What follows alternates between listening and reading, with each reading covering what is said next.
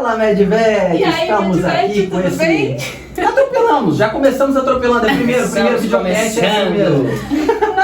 Estamos aqui no nosso primeiro videocast, Medvet Masters. Que honra contar com esse casal, o casal Estalopete, mais do que parceiros aí de jornada tecnológica, digital, mas amigos aí. Temos um prazer imenso de receber vocês em casa e que honra ter vocês aqui. Só 2.000 quilômetros, né? Mais ou menos. A gente veio aqui exclusivamente para fazer esse videocast, podcast. Mentira, viemos aqui também para jantar. Isso é verdade. Porque quer nos tratar bem, oferece comida, gente. Não tem erro. Fica a dica. E olha que honra, hein? 2.000 quilômetros, é isso mesmo? 2.000 quilômetros. Para recebê-los. E com muito prazer, né? Falo que é uma honra pra gente ter vocês aqui. Pra gente também. E fica muito agradecido. A gente acompanha vocês pelas redes, né? E se identifica muito. Eu acho que os valores do Medvet Master com os valores estalos, eles combinam demais, né? Com certeza, sem sombra de dúvidas. Muito massa. E assim, é muito louco, né? Porque tem pessoas que a gente se conecta mesmo pela energia, é uma afinidade que ela não é racional. Ela é uma afinidade e é instantânea. É uma afinidade intuitiva, assim, e que rola uma conexão que parece que a gente se conhece há anos. É verdade. Talvez a gente se conheça, né, Lari? Eu acho que não sabe. Tem histórias aqui que as duas podem ser irmãs. Fomos separadas na maternidade. Ou não. Ou vivemos vidas aí. Não podemos contar. Vidas diferentes, mas extremamente parecidas, né? Muitos pontos em comum. Não só nisso, né? Mas eu digo na faculdade também. A gente deve ter se cruzado lá. Com certeza. Hoje um pouco antes de a gente começar aqui, né? A gente tava conversando a respeito da faculdade e a Lari mostrou uma foto pra gente de formatura. Eu falei, cara, essa pessoa eu conheço.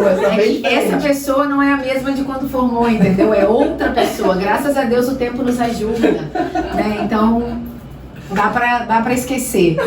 Muito bom. De verdade, estamos felizes demais de receber vocês aqui, iniciar esse novo projeto dentro da Medvet Masters, esse videocast. E tenho certeza que vocês têm absurdamente muita coisa para poder contribuir para a galera toda que está assistindo aí. E a ideia é a gente explorar a vida de vocês, trazer um pouco da vida de vocês aqui para agregar para todo mundo que estiver assistindo. Legal, estamos disponíveis. E com certeza vocês vão tomar aula, gente. Então já pega aí caneta, papel, assim como nós estamos aqui, ó, para anotar também os nossos insights, as nossas perguntas, né? Eu vou falar a verdade, gente. A gente só tá com o papel aqui porque todo mundo não fala mais que o outro.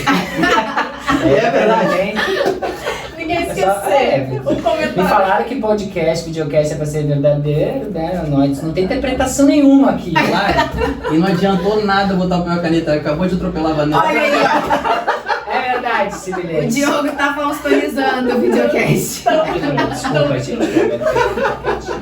Todos nós somos iguais nesse sentido. Tamo junto.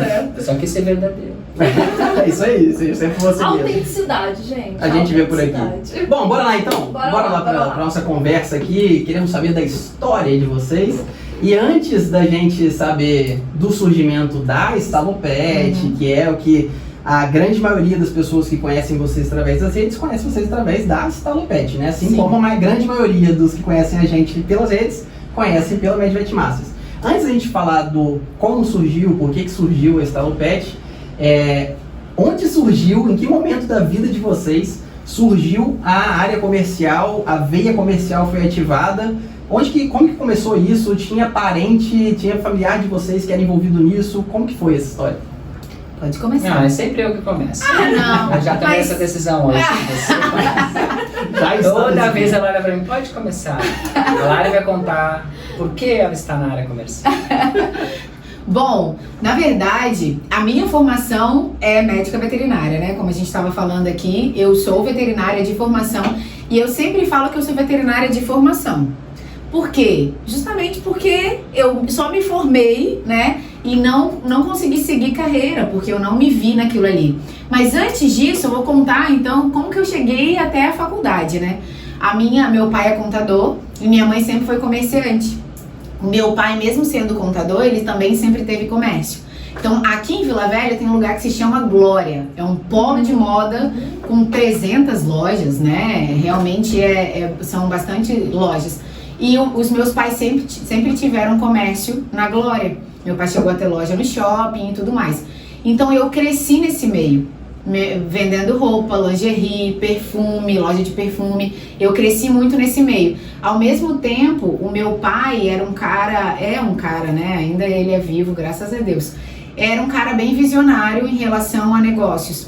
Então tudo que tinha de treinamento, desde que eu era novinha, porque pequena eu ainda sou, desde que eu era novinha, ele levava a gente. Então eu tenho memórias de, sei lá, eu com 8 anos, numa palestra do Sérgio Cortella, sabe? Falando sobre assuntos que ali naquele momento, eu não sabia nem o que eu estava fazendo ali, né? Mas eu assistia tudo.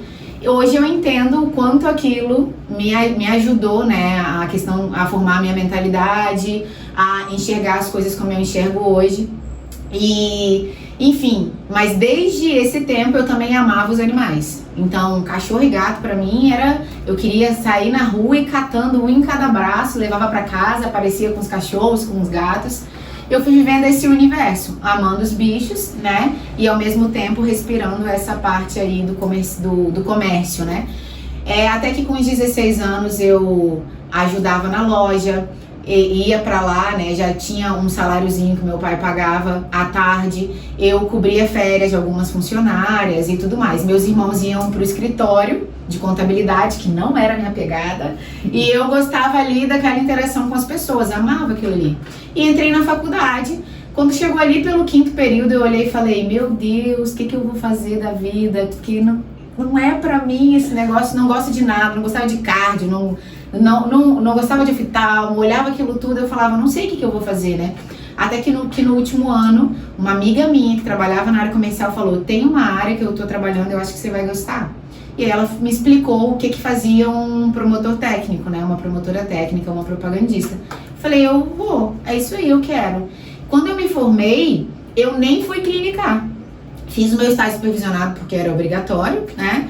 E eu fui para entrevistas. Fiquei 3 meses em casa tentando entrevista para entrar na área comercial. E aí até que eu consegui entrar. Com um salário bem pequenininho, mas eu falei, vou colocar meu nome no mercado, né? E coisa de 6 meses ali do meu primeiro emprego, eu, como promotora técnica, né? Daí sim eu entrei numa empresa maior. E aí consegui mostrar de fato o trabalho numa empresa maior e fui crescendo. Aí virei coordenadora comercial, até que eu cheguei à gerência comercial, gerenciando todo o estado do Espírito Santo. E essa foi a minha trajetória, que eu tenho muito orgulho, né, até aqui. Depois eu vou deixar o Diogo contar dele, daí a gente conta da história, né, como é que foi.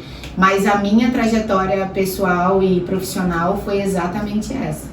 E eu posso só fazer uma observação aqui, gente. A gente sempre fala dentro da MedVet Masters, né, que carreira não é uma carreira assim, é uma carreira na veterinária e você muda de carreira. Carreira é uma só. Uhum. E a Lari começou essa carreira, né, pela história dela aí, essa carreira dela com vendas, com comércio, com esse desenvolvimento, com a mentalidade. Eu acho que uma coisa que é muito evidente pra gente é o quanto que vocês têm uma mentalidade progressista, né? Uma mentalidade de crescimento, de buscar fazer. Essa veia empreendedora já é de muito tempo, né? Então a carreira da Lari, começou muito antes da faculdade dela. Eu queria só te fazer uma pergunta. Você teve algum paradigma dentro da graduação em medicina veterinária, que é uma graduação muito técnica, ela é muito...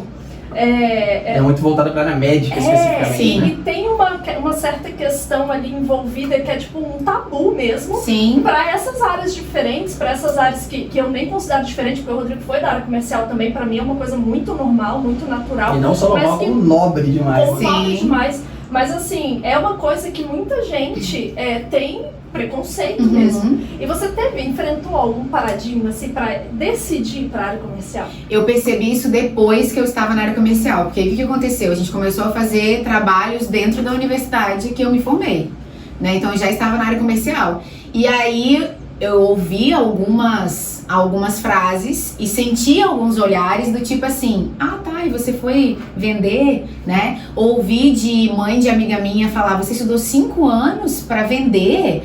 Você não precisaria ter estudado 5 anos para isso, né? Então, sim, enfrentei algumas dessas questões, mas eu nunca não vou falar que eu nunca deixei, porque eu nunca precisei fazer esse esforço. Nunca entrou em mim, né, essas frases. Então eu não precisei trabalhar isso dentro de mim. Não, porque eu já tinha tanta certeza. Eu era da galera do fundão, né, meu povo? Então assim, eu nunca vou me esquecer. Essas coisas a gente não conta. Vou contar. Desculpa. Eu nunca vou me esquecer de um professor que a gente teve. Teve um dia que a gente estava... Eu sempre fui aquela criança que na escola, na reunião dos pais, a minha mãe só ouvia assim, ó. A Larissa é uma ótima aluna, mas ela conversa muito. E eu era muito comunicativa, né? Sempre fui. E na faculdade era a mesma coisa. Então, eu me relacionava muito bem, conversava com todo mundo, a gente brincava com os professores e tudo mais. E teve um professor nosso que ele falou assim, num dia ele explodiu, e ele disse, sabe o que me dá mais raiva? É que são vocês que vão pro mercado de trabalho e ganham dinheiro, porque vocês vão empreender, vão fazer as coisas. E cara, é verdade. Vocês quem? A galera do fundão. A galera do fundão, presente. E assim, não porque, então quer dizer que são mais empreendedores. Não é isso. É que na verdade é o que você falou. Eu acho que acaba tendo uma inquietude, assim, tipo, eu consigo enxergar que eu posso algo além disso, né? E de fato, os colegas que conviveram comigo ali, né, eram algumas cabeças do fundão. Hoje você vê que a maioria estão fazendo coisas que não é somente clinicar, né? Atender de uma forma passiva. São pessoas que estão sempre... além do usual. Estão sempre pensando... Alguns, inclusive, saíram, né, da área. Isso acontece também. E a minha melhor amiga na época, hoje também é da área comercial. Então você vê que a galera que era mais comunicativa acabou assumindo esse papel. Então, respondendo a sua pergunta, nunca me deixei atingir por esse tipo de coisa, porque eu sempre tive certeza da minha felicidade em atuar na área comercial. Eu era muito realizada já. Tá muito ligado ao autoconhecimento, né? Sim. Você se perceber as suas competências com aquilo, né? Por conta de toda a sua trajetória. Sim. Que não começou ali na faculdade. Então isso é sensacional. E assim, a agressão vem de algum outro local, mas o sofrimento sempre é nosso, né? A gente que escolhe, então, né? Exato. Quem sofre ou não somos nós, né? Exato. Independente das agressões que a gente recebe. Lógico que não quer dizer que é simples, né? A gente não sofrer. Mas quanto mais preparado a gente tá, mais fácil fica, né? Com certeza. Queria falar de outra coisa aqui agora, que talvez seja uma semelhança com a minha trajetória, migrando da área mais tradicional, vamos dizer assim, dentro da medicina veterinária para a área comercial. Vou falar o que aconteceu comigo e você fala se foi assim com você também. Sim. O que aconteceu comigo? Durante a minha graduação eu passei por diversas áreas, fiz estágios em diversas áreas, acompanhei clínicas pequenas, clínicas de grandes, cirurgias pequenas, cirurgia de grandes, anestesiologia, laboratório, avicultura, bovinocultura. Gostava na faculdade. Gostava. Eu era um cara do fundão que você tava na frente. Mas o Rodrigo era CDF, gente. O Rodrigo tem cara de CDF. Me dava uma raiva porque eu ia lá me matar. Sabe aquela pessoa que chega às 7 da manhã? Não, eu chegava atrasada. Todo dia eu chegava atrasado. Saía às 10 da noite. E aí no filho da mãe. Eu saía à noite só por causa das atividades, né? Monitoria, estágio, essas coisas assim. Mas não tinha porra nenhuma mais a fazer. Ela estudava e você tirava nota boa. Pois tirava nota melhor que a minha, falava, que raiva, eu chegava atrasado, eu passava todo o resumo. Agora eu entendi porque vocês estão juntos. A gente se completa. Exato. Bom, mas voltando, tá esquecendo de usar o papelzinho, sacanagem. Desculpa. Brincadeira, só pra explicar pra quem tá assistindo a gente, antes da gente começar, o Diogo trouxe uma preocupação que é real, verdadeira. Porque assim, cara, nós 4 falamos muito, a gente vai se atropelando. Acho que a gente tem que dar algum jeito de se segurar pra não sair atropelando o outro. Tô segurando, já desenhei até uma caveira. Aí a gente falou bem assim, bora pegar papel e caneta, que na hora que a gente for lembrando das coisas, a gente anota, né? Que aí espera um tempo, um respiro. Mas eu respirei você, eu vou esperar. Relaxa, tô brincando. Ele fez uma pausa dramática. Pois é. Não era oratória, técnica de oratória. Exato. E aí, o que rolou comigo?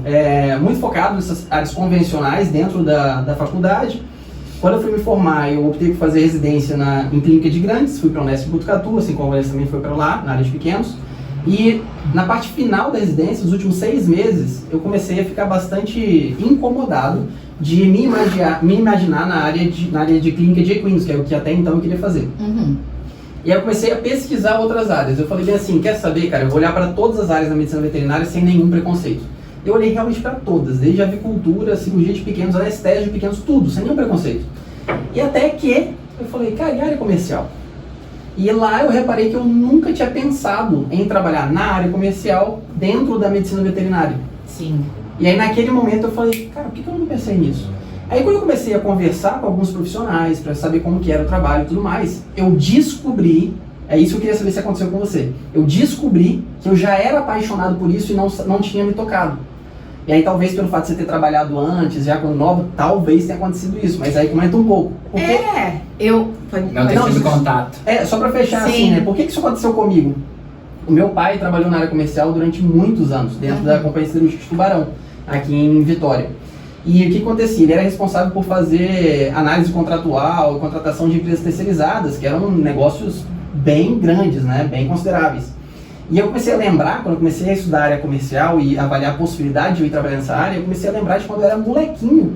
E meu pai chegava em casa, do trabalho, sentava na mesa da cozinha, eu sentava do lado dele e falava bem assim, pai, como é que foi hoje? E ele falava das negociações, pô, os caras pediram isso, pediram aquilo, mas eu negociei de tal jeito, de tal forma, eu ficava babando. E aí, só então, que eu lembrei, aliás, que eu percebi que eu já era apaixonado pela área comercial, mas não tinha me tocado que dava para vincular a medicina veterinária com isso. E aí, eu não sei se isso aconteceu com você, por isso que eu queria te perguntar. Não, total. Inclusive, a gente sempre fala, né? Nós somos modelados até os 7 anos fortemente pelo inconsciente, né? Então, eu vi muito meu pai. Meu pai sempre foi vendedorzão, assim. Ele era contador, mas empreendedor, vendedor. Negociador daquela época, né? Tipo, ele ia negociar um carro. Não, eu venci, eu baixei o carro era X, o carro era X, Explorador. e eu consegui. Que seu sogro não veja isso. Ele vai ver. Explorador na sogra. E eu consegui isso, eu consegui aquilo, e eu sempre vendo, né, tudo isso. Então, claro, isso foi entrando no meu inconsciente. No momento que eu caí na área comercial, não foi algo intencional mesmo. E aí eu fui vendo que eu tinha umas sacadas e uma facilidade para muita coisa. E eu recebia esse feedback, né? Não, porque você tem isso, você faz assim, nossa, você aprende rápido, você... E aí eu fui vendo e falava, cara, claro, porque eu já participava desse universo. Sem saber, meu pai já me treinava. Essa paixão não é que eu caí na área comercial pet e me apaixonei. Não, na verdade eu fui treinada para fazer isso, né? Desde que eu nasci, porque eu sempre vi meu pai fazendo exatamente isso. E você fez, né? Exato, vendendo. Exatamente. Então, quando eu atuava, né, era varejo, acaba sendo um pouco diferente, mas eu gostava dessa relação com as pessoas. E sempre que me perguntavam da área comercial, eu falava, sabe o que mais eu gosto? Eu não gosto de ficar parada, sentada. Às vezes a gente fica muito no escritório, eu falo com ele, vamos dar uma volta. Eu gosto de rua, né? Eu gosto do dinamismo, eu não sou uma pessoa de rotina ali, bonitinho. Então era isso que eu gostava. Eu não me imaginava, eu tive 7 meses no meio desses quase 10 anos, eu tive 7 meses, porque eu passei por um período que eu falei de uma decepção dentro da área comercial, eu falei, eu vou tirar aí esse tempo, vou ver como é que é a clínica. Eu tive 7 meses. Eu odiei, porque eu não queria esperar o cliente vir até mim, mesmo que eu prospectasse o cliente. Eu gosto dessa coisa de ir até o cliente, né? Desse dinamismo da área comercial. E aí eu entendi que isso tudo foi influenciado, né? Sem eu perceber, eu fui desenvolvida para fazer o que eu faço hoje. E eu sempre falo, né, pro Diogo que eu agradeço muito isso, né? Eu tenho a agradecer o meu pai, porque ele foi essa veia, sem ele saber também. Esses dias a gente conversando com ele, a gente falou sobre isso. Eu tenho essa veia justamente por coisas que eu vi, que eu vivi, nem ele sabia, porque também não era consciente, vou preparar minha filha para tal coisa. Hoje Não é intencional. Mas não foi intencional, mas sem dúvida nenhuma eu fui totalmente modelada, assim como você, sem saber, Sim. pelo meu pai, total. Que massa, né? E acho que fica uma grande sacada ainda para todos nós, né? Que é aproveitar o que a gente já desenvolveu antes, né? E quando a gente fala antes, a maioria das pessoas pensa na carreira em si, né? Depois que começou a atuar profissionalmente. Sim, já adulto. Já É, adulto. já adulto. Só que tem muita coisa de que a gente viveu lá na infância que, cara, desenvolveu a gente Total. muito, né? Trouxe habilidades muito fortes pra gente. Né? Total. E a gente saber observar, perceber, né? Perceber isso, como você percebeu, como eu percebi, Sim. né, nesses momentos, e aproveitar isso a nosso favor, nossa, faz muita diferença. Tanto positivo como pro negativo, Exato, Com né? certeza. Exato. Porque às vezes a gente só consegue perceber o agora, né? E essa autoanálise ela é muito importante tanto para essas partes boas, como também para as partes limitantes que a gente vai criando, que foram várias também, né? Que a gente vai pegando aí, peguei muitas do meu pai, da minha mãe, e que ao longo desses últimos anos eu fui desconstruindo, porque a gente começou a observar e dizer, isso daqui era daquela época que eu via meu pai fazer tal coisa, que eu ouvia ele falar tal coisa. Então, pros dois momentos, né? Tanto Autoconhecimento Por isso, e evolução. Exatamente. Exato. Autoconhecimento, né? A gente fala que é um dos pilares para você construir qualquer planejamento de carreira, por exemplo. Você precisa se conhecer, você precisa entender quais são os seus pontos fortes, os seus pontos de melhoria, para você ir utilizando isso de forma estratégica. Exato. Né? Como que é o nome do seu pai? Daniel. Daniel, muito obrigado, viu? Daniel Salles. Por ter desenvolvido a Meu nome é Larissa Salles, Daniel Salles. Ou seja, Sales. Tá no nome, né? Essa era a piada de todas as convenções. Tá no nome da pessoa. Excelente. Diogão, e você? Tá se Você- coçando aqui já. Não, vocês estão falando e dessa questão do antes dos 7 anos, né? E do quanto o nosso inconsciente absorve coisas lá que a gente acaba desenvolvendo na nossa vida adulta. Eu acho que eu saí da barriga da minha mãe vendendo alguma coisa pro médico. Certo. É sério. É certo. Eu saí vendendo alguma coisa, porque desde que eu me conheço por gente, eu discuto muito isso com a Lari, eu tenho uma memória muito ruim da fase da minha infância, de 4, 5, 6 anos. Muito ruim mesmo. Eu tenho flashes de memória, assim. Não sei por que algumas coisas se perderam. Mas nesses flashes, vocês trazendo aqui, eu lembrei que eu lembro muito do meu pai vendedor. Meu pai, vendedor nato, gente, desde moleque. Ele tinha aquelas pastas. Até pouco tempo atrás, antes da gente vender o apartamento, tinha uma pasta dele dessa de couro, que ele era vendedor de porta em porta mesmo. Eu me lembrei dos meus 4, 5 anos, meu pai era vendedor de uma grande rede de lojas de varejo, que é chamada Incosul, que foi uma grande, eu não sei se era uma rede nacional ou era uma rede forte no Rio Grande do Sul. Eu acho que era no Rio Grande do Sul pelo nome, né? Incosul. E ele tinha prêmios de bom vendedor, e essa era uma rede tipo Casas Bahia, Ricardo Eletro, lá no Sul tem a Colombo, e ele era vendedor do varejo. E eu lembro que nessa época a Incosul pediu falência, até depois eu vou pesquisar no Google, para lembrar o ano que eles pediram falência, mas acho que foi em 1985, 86, eu deveria ter meus 4, 5 anos.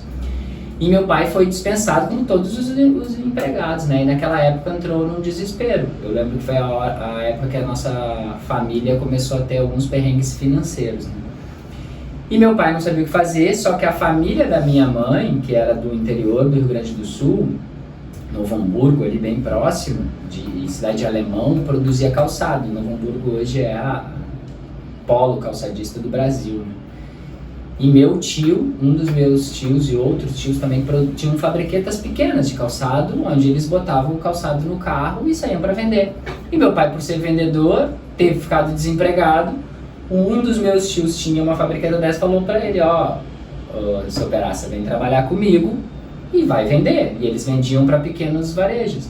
Então meu pai viajava o estado inteiro, enchia o porta-mala da Belina lá que ele tinha na época, Belina. Ele teve Belina, Corcel 1, Corcel 2, enchia de caixas de calçado, sandálias, sapatos feminino principalmente, e ia de loja em loja no estado inteiro vender. Então eu cresci com meu pai viajando bastante.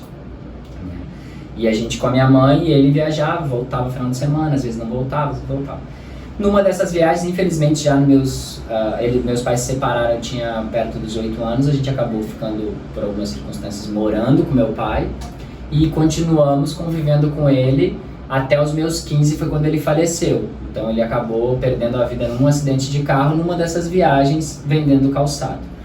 Então eu acompanhei ele em algumas dessas viagens, então eu vi exatamente como é que ele atendia nas lojas, já eram clientes deles, muitas vezes era só entregar, ele tirava pedido numa semana, na outra ele voltava naquela cidade lá para entregar.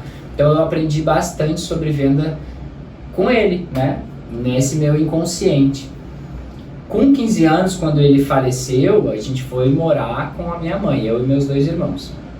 E aí, na época que a gente foi morar com a minha mãe, eu não queria me mudar de onde eu estava, que era a zona sul de Porto Alegre. E minha mãe morava em outra região. E ia ter que se mudar para uma casa maior porque eram mais 3 bocas chegando e era só ela e meu padrasto. Outra região também de Porto Alegre. Ela tinha um apartamento, só que era pequeno para receber nós 3. Perfeito. E aí ela teve que ir para casa que eles tinham em Viamão, que é uma região na metropolitana de Porto Alegre. Só que da minha escola onde eu estudava para aquela região era 3 ônibus, 3 ônibus tinha que pegar. E eu não queria sair dali, meus amigos estavam tudo ali. Eu falei, eu vou ter que arrumar um jeito de ficar aqui. E aí eu procurei um trabalho lá nessa região. Então eu estudava de manhã e fui trabalhar num boteco desses de bairro que tem tudo. Padaria, mini mercado, mas muito pequenininho. Eu lembro que era só um dono e ele precisava de ajuda. Ele falou, tá, trabalha comigo. Como meu pai tinha recém-falecido, entrou também uma questão de pena e o boteco era na frente do condomínio que nós morávamos. Então o dono do boteco conheceu meu pai era cliente dele de anos, né? Eu vou botar tudo seguro e vai trabalhar comigo. E eu aprendi muito sobre vendas ali também. Então, balcão, organização de estoque. Eu organizava todo o estoque, ele saía, deixava tudo comigo, eu fazia compras. Eu lembro que tinha uma empresa de ônibus, de cobradores e motoristas que estavam sempre ali, atendia, vendia. Aprendi com ele a fazer venda adicional.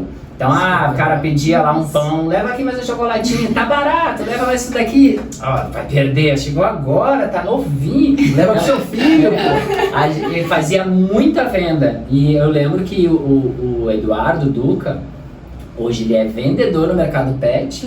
Ele vendia Premier, agora não sei qual é a marca que ele tá. Se eu não me engano, Admax. Acho que é Admax. Hoje ele é vendedor no mercado pet, mas na época ele me ensinou muito sobre venda. Um dos bordões dele era o "e é barato". Você assim, ó, fala direto, ele "e é barato", pega aí, é barato. E aí eu lembro que ele dizia que tinha crescido muito as vendas depois que ele tinha me colocado para trabalhar lá, porque ele podia fazer outras coisas em vez de estar sempre envolvido. Muitas vezes ele tinha que fazer uma coisa mais séria, tinha que fechar o boteco, sabe esse boteco? Fechando no meio da tarde, volto em breve, botar uma plaquinha, nunca mais precisou fechar. Era engraçado. Então a minha veia de venda vem desde criança, dessa percepção do meu pai, né, e de ter sido vendedor interno do varejo, depois externo e depois essa experiência.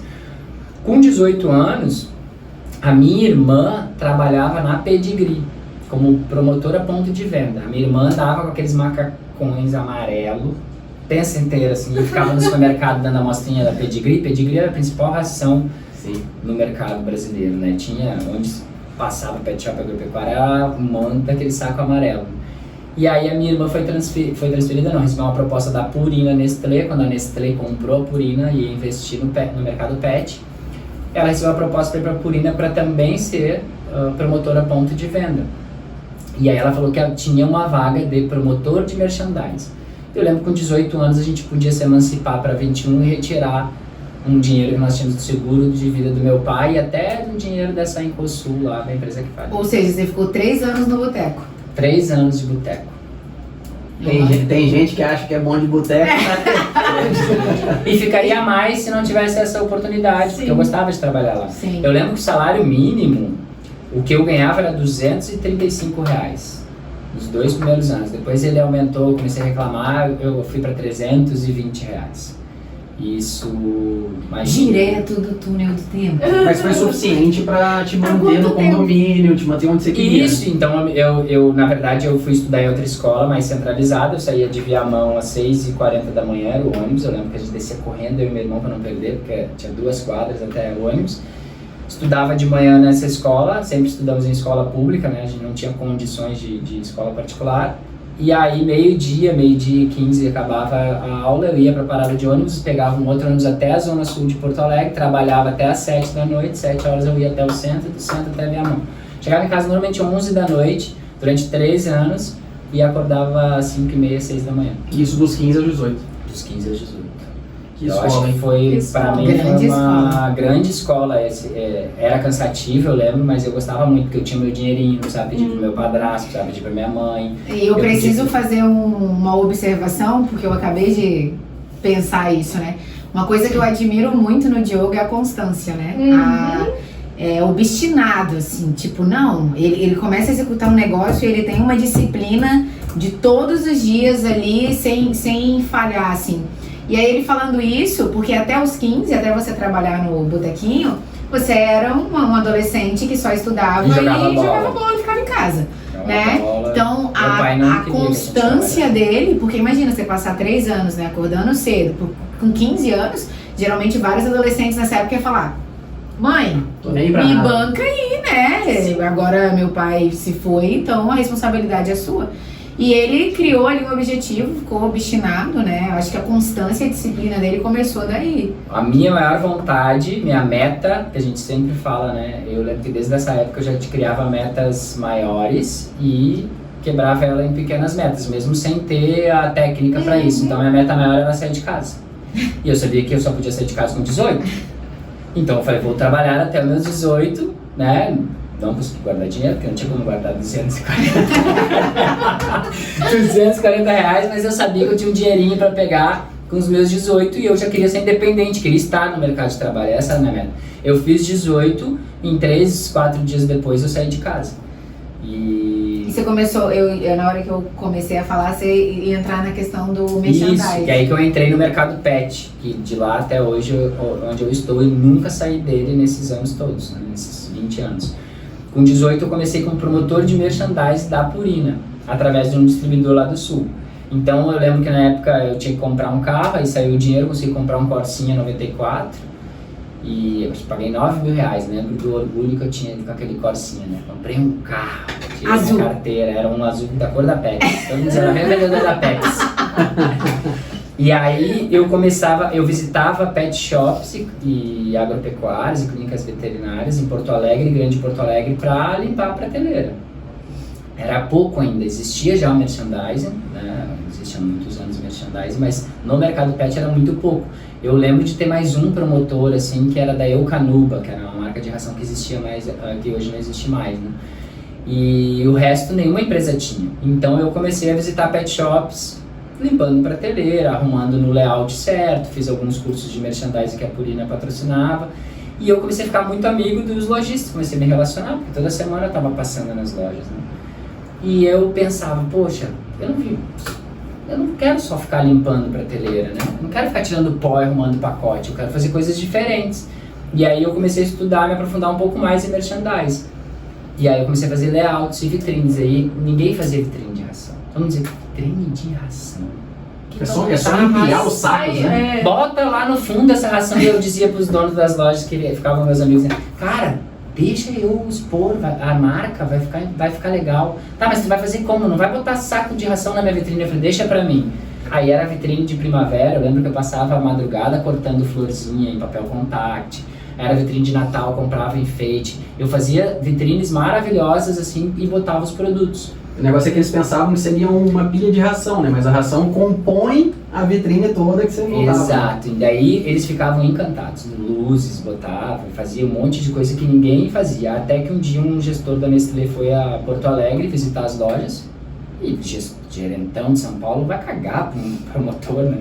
E a minha chefe, que é uma das que eu aprendi bastante também, a Ana, ela disse, tu arruma as principais lojas que eu te mato se eu botar um gestor lá dentro e não tivesse lá. Aí eu me lembro que então tá. Na segunda loja que ele visitou, ele falou, eu quero almoçar com esse menino que organiza as lojas, porque eu não vejo isso nem em São Paulo. Ah, que sensacional. Então aquilo pra mim já foi muito gratificante. Aí a gente foi conversar e falou, cara, você não quer começar a trabalhar dando treinamento com isso, eu te pago um curso pra você e tal. E aí eu fui fazer curso de merchandising. E aí a gente teve uma equipe de promotores, era eu e mais 3 meninos, que aí começou de fato todo o trabalho. Aí eu ganhava 600 reais na época e... Saiu de 290 para 600. 600, pô, na época era um bom salário, eram 2 ou 3 salários mínimos. E aí eu lembro que eu recebi proposta da concorrência. E aí eu falei pra minha chefe, olha, tô recebendo uma proposta de Milão. Tô ganhando 600 e pouco. Pelo amor de Deus, olha tudo que eu já fiz por ti. Olha, tu não vai nos abandonar agora. Eu vou falar lá com eles pra aumentar. Daí aumentaram pra 900, menos que era a proposta, mas tudo bem, eu fico. Deu mais 6 meses, tinha um vendedor que trabalhava, trocou o distribuidor e um dos vendedores que trabalhavam saiu. E um dos clientes falou pra mim, eu não quero mais nenhum vendedor me atendendo. O cara que vem aqui, que é constante, que me atende bem, que é carismático, eu quero que tu venda pra mim. E eu vou falar com a tua chefe. Eu pensei, na época, falei, por que não, né? Quanto ganha um vendedor? Eu não sabia. E aí ele falou com a minha chefe, ela falou, não, mas calma, né, ele recém começou, tinha 1 ano e meio, mais ou menos, que eu tava. E calma, eu falei, calma não, agora eu quero ser vendedora. Tem cliente pedindo por mim, poxa, eu quero ser vendedora, quanto que ganha vendedor? Daí eu comecei a catar quanto que ganhava vendedor. E nessa troca de distribuição, a minha irmã, que era muito próxima da nossa chefe, virou supervisora. Porque a minha irmã fez um excelente trabalho também. E aí minha irmã virou supervisora. Pra minha irmã virar supervisora, eu vou continuar de volta. Não, família até é família, a gente é família. Aí virou briga de irmão, né? Disputa. E aí eu virei representante. E aí foi quando eu peguei minha primeira pasta. E dali eu fui 7 anos. Foi aí quando eu comecei a estudar, estudei administração. Tranquei várias vezes, voltei várias vezes. Mas o meu maior desafio na venda era atender um mercado muito técnico. Né? Então eu lembro que eu uma época vendi vacina, então eu tive que estudar muito sobre imunologia e eu não era veterinário e não queria estudar veterinário. E aí eu lembro que eu enchia muito o saco dos técnicos, né? Dos promotores técnicos em São Paulo, da parte técnica. Eu falava, cara, pra que essa vacina funciona? Ninguém me aguentava. Diziam que São Paulo era o cara que mais ligava, mas eu queria entender. E quando eu visitava, tem veterinário hoje em Porto Alegre que até hoje pensa que eu sou veterinário. Porque eu nunca perdi na parte técnica, eu sempre estudei muito, então eu acreditava que não era só ser carismático, não era só ter habilidade de vendas, eu precisava conhecer o produto. Então eu sabia exatamente o que uma vacina polivalente, quais eram as doenças e o que essas doenças causavam dentro dos animais e o que era necessário, como usar, então sabia tudo isso. Então essa é a minha trajetória comercial. Aí depois, 7, 8 anos de representação, virei supervisor, até chegar à gerência regional, onde eu passei por grandes linhas.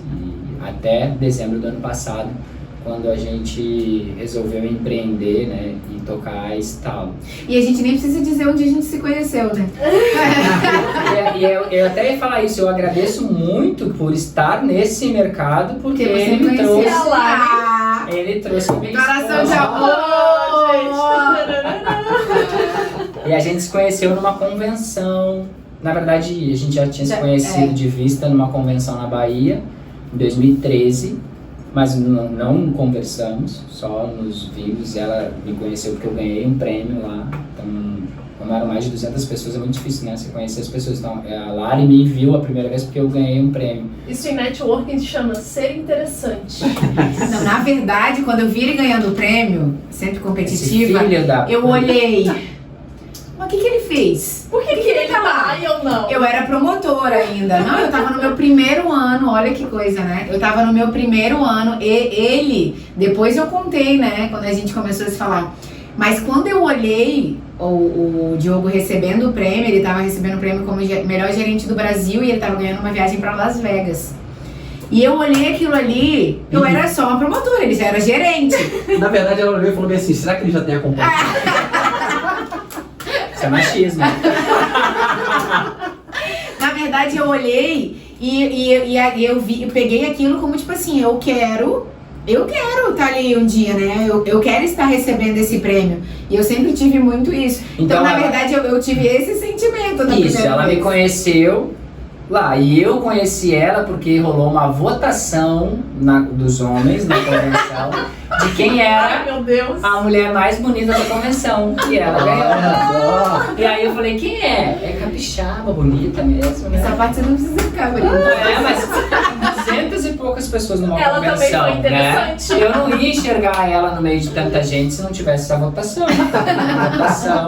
Né? E aí depois a gente começou a conversar mesmo numa convenção em Punta Cana, em 2017. E aí aí ela já me conhecia, já me chamava pelo nome, aí que a gente parou para trocar ideia. Ela tinha acabado de assumir o cargo de coordenação e ela fazia network estratégico sem nem saber. Sério, não era só comigo, ela conversava com outras pessoas. Ela sempre teve esse espírito de aprendiz. Ela nunca teve o ego. Tem muita gente que assume cargos maiores e que o ego não deixa conversar com quem tá abaixo ou tem medo de conversar com quem tá acima para não dizer que não sabe. Tipo, eu também sou coordenadora, eu não vou perguntar nada. E a Lari nunca teve isso. A Lari, ela sempre teve essa postura de aprendiz. Então ela ia em cima daqueles, né, o próprio Mileto, que foi um dos gerentes que trabalhou com a gente, perguntava muito, o Rodrigo, que foi um dos gerentes dela, perguntava muito. Quando ela teve a oportunidade de conversar comigo, Não teve conversa nenhuma que não fosse trabalho. Tudo ela perguntava, olha, o Mileto, que era o mesmo gerente regional, me falou que vocês fizeram isso. Como dá vocês fizeram? detalhes. Como que foi esse evento que vocês fizeram lá? Como é que vocês fazem os convites? Tudo ela foi pegando. E aí a gente começou a conversar. Depois teve mais uma série de reuniões em São Paulo que a indústria fazia e levava só os gerentes. E ali nós trocava mais. Até que em agosto daquele ano a gente começou de fato a se envolver. E eu digo que eu estou no mercado pet para conhecer ela, né? Foram 20 anos de bastante trabalho, muitas viagens, muito trabalho para encontrar essa pessoinha aí numa dessas. Pessoinha. Que massa. Mas Excelente. sabe o que eu acho muito legal? Assim, eu olho a trajetória de vocês e eu acho fantástico, né, entender o que está por trás disso. Então eu vejo muita vontade, né, de ambas as partes. A questão da competitividade, tanto você com a sua irmã na época lá da Pedigree, né, a Lari também mostrando sempre essa visão assim, cara, o que ele fez? Se faz perguntas, sabe? É uma coisa que eu sempre bato muito na tecla. A gente tem o hábito de se dar resposta e a resposta paralisa a gente. É verdade. A resposta mantém a gente onde a gente está, mas a pergunta, ela faz a gente dar um passo adiante. As perguntas, né, fazem a gente evoluir.